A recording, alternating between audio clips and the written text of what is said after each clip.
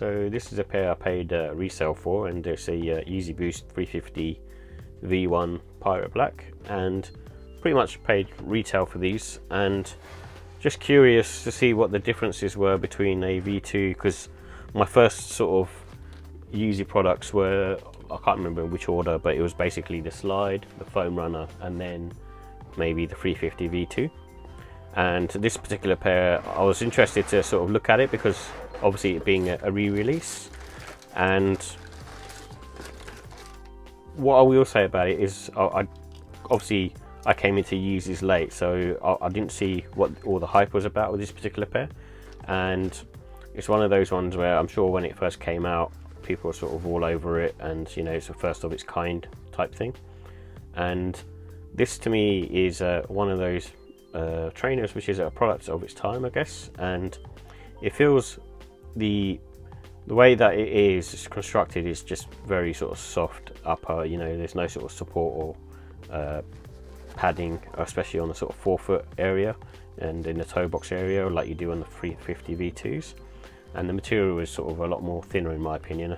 I think it's still using Primeknit as far as I remember, and what I also like about it is this little the pull tab that they have at the back of here, and to me the outsole feels a bit more, I suppose, firmer on foot and to the touch, but I might be wrong on that. And then also it feels a bit more sort of robust as well compared to the V2, and it's almost got like these traction pods, as you can sort of see here, and also at the back with the Boost, so that feels a bit more sort of rubbery and a bit more grippy.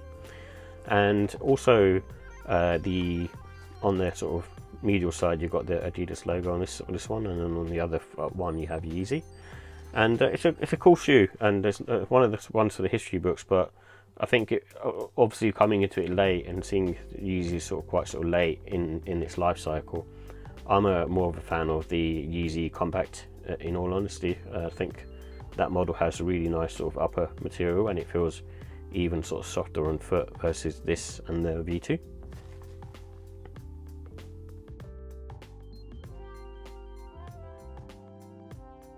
So here are the details for the Yeezy 350v1 Pirate Black.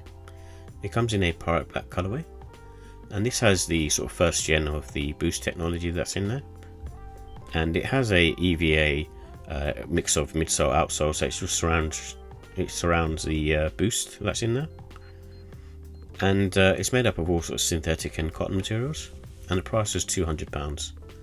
So with the comfort and sizing, these are much like any other sort of Yeezys, are sort of on the soft to medium side, and I'd say the upper sort of fits like a sock, so especially with this one because there's no sort of support around it.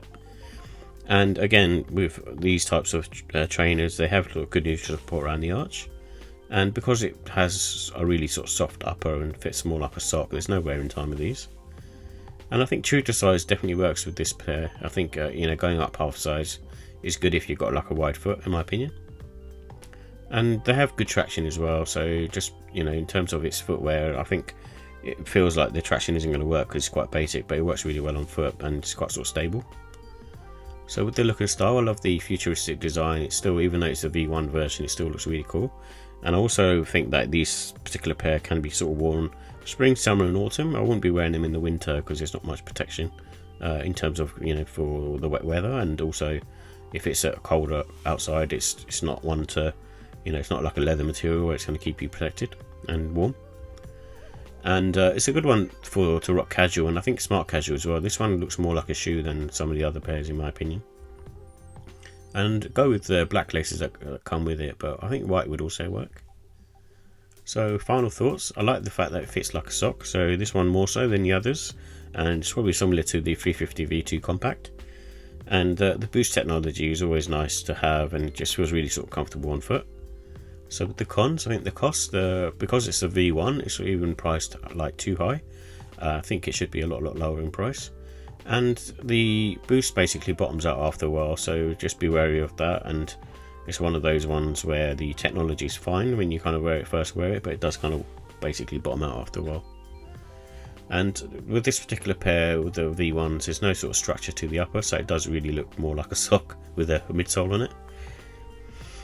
So it's still the look and style. I mean, this is a classic at the end of the day, so that's the reason I've given it a 5 out of 5. It's still one of those ones that it's just an iconic particular pair, and that's why I've given the comfort a 5 as well. It's, again, the boost in there is still really nice technology even to this day.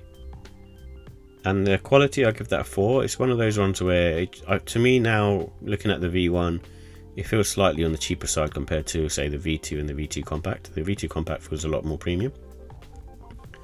And the pricing, I'll give that a 3 as well. It's just priced way too high for a V1. And overall, I give the score a 5 out of 5. It's still a classic sneaker, and this is one that's paved the way for all the other Yeezys that came out after.